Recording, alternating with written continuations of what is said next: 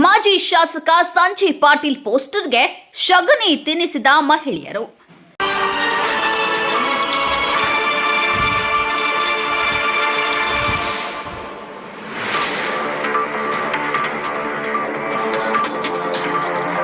ನೀ ಮಗನ ಶಗನಿ ತಿಂದಿ ವಾಂತಿ ಮಾಡು ಅದನ್ನ ಎಂದು ಸಿಎಂ ಸಿದ್ದರಾಮಯ್ಯ ವಿರುದ್ಧ ಬಿಜೆಪಿಯ ಮಾಜಿ ಶಾಸಕ ಸಂಜಯ್ ಪಾಟೀಲ್ ಹೇಳಿಕೆ ನೀಡಿದ್ದನ್ನು ಖಂಡಿಸಿ ಕಾಂಗ್ರೆಸ್ ಮಹಿಳಾ ಕಾರ್ಯಕರ್ತೆಯರು ಪ್ರತಿಭಟಿಸಿದರು. ಇಂದು ಬೆಳಗಾವಿಯ ಚನ್ನಮಾರುತದಲ್ಲಿ ಮಾಜಿ ಶಾಸಕ ಸಂಜಯ್ ಪಾಟೀಲ್ ಅವರ ಪೋಸ್ಟರ್ಗೆ ಸಗಣಿ ತಿನ್ನಿಸುವ ಮೂಲಕ ಪ್ರತಿಭಟಿಸಿದ ಮಹಿಳೆಯರು ಸಂಜಯ್ ಪಾಟೀಲ್ ವಿರುದ್ಧ ಘೋಷಣೆ ಕೂಗಿ ಆಕ್ರೋಶ ಹೊರಹಾಕಿದರು.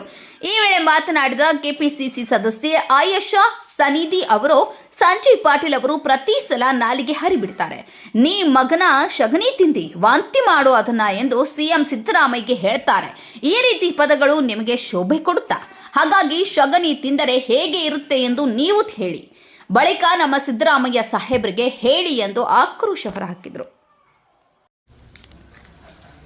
ನಮಸ್ಕಾರ.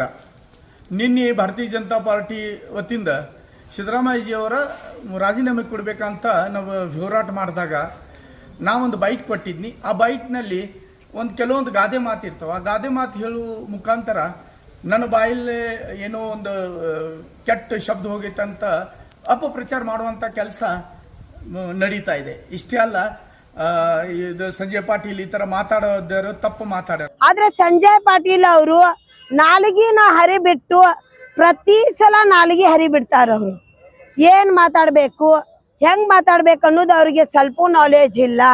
ಒಂದು ಕರ್ನಾಟಕ ಚೀಫ್ ಮಿನಿಸ್ಟರ್ ಅವ್ರಿಗೆ ನೀ ಸಗಣಿ ತಿಂದಿದ್ಯಾ ವಾಂತಿ ಮಾಡಿ ಮಗನೇ ಅಂತಾರೆ. ಸಿದ್ದರಾಮಯ್ಯ ಅವರು ಇರ್ಬೋದು, ದೇವೇಗೌಡರು ಇರ್ಬೋದು, ಯಡಿಯೂರಪ್ಪ ಅವರು ಇರ್ಬೋದು, ಕರ್ನಾಟಕದ ಟಾಲೆಸ್ಟ್ ಲೀಡರ್ ಅಂತ ತಿಳ್ಕೊತೇನೆ, ರೆಸ್ಪೆಕ್ಟ್ ಕೊಡ್ತೇನೆ. ಅವ್ರ ಬಗ್ಗೆ ಹೆಮ್ಮೆ ಗೌರವ ಕೂಡ ಇದೆ. ಆದ್ರೆ ಕೆಲವೊಂದು ಮಾತಾಡೋ ವೇಳೆಕ ಬಾಯ್ ಮಿಸ್ಟೇಕ್ ಏನು ಹೋಗಿದ್ರೆ ನಾ ಮೊದಲ ವಿಷಾದ ವ್ಯಕ್ತಪಡಿಸ್ತೇನೆ. ಆದ್ರೆ ನಾ ಯಾರಿಗೂ ಕೆಟ್ಟ ಅನ್ಬೇಕಂತ ಏನೂ ಮಾತಾಡಿಲ್ಲ. ನೀವು ಪೂರ್ಪಿದ್ರೆ, ನಿಮಗೆ ಧೈರ್ಯ ತಾಕತ್ತಿದ್ರೆ ನೀವು ಬಿಡುಗಡೆ ಮಾಡ್ರಿಲ್ಲ. ಯಾಕೆ ಸುಮ್ಮನೆ ಏನು ನಿಮ್ಮ ಕೈಯಾಗಿ ಏನೂ ಇಲ್ಲ ಅಂತ ಸಿದ್ದರಾಮಯ್ಯ ಮೇಲೆ ಕಪ್ ಚಿಕ್ಕೆ ಕುಣಿಸ್ಲಿಕ್ಕೆ ಕುಣಿತಾ ಇದ್ದೀರಾ. ಅಷ್ಟು ನಿಮಗೆ ಧೈರ್ಯ ತಾಕತ್ ಶಕ್ತಿ ನಿಜವಾಗ್ಲೂ ನಿಮ್ಮ ಹೋರಾಟ ಸತ್ಯ ಇದೆ ಅಂದರೆ ನೀವು ಬಿಡುಗಡೆ ಮಾಡ್ರಿ.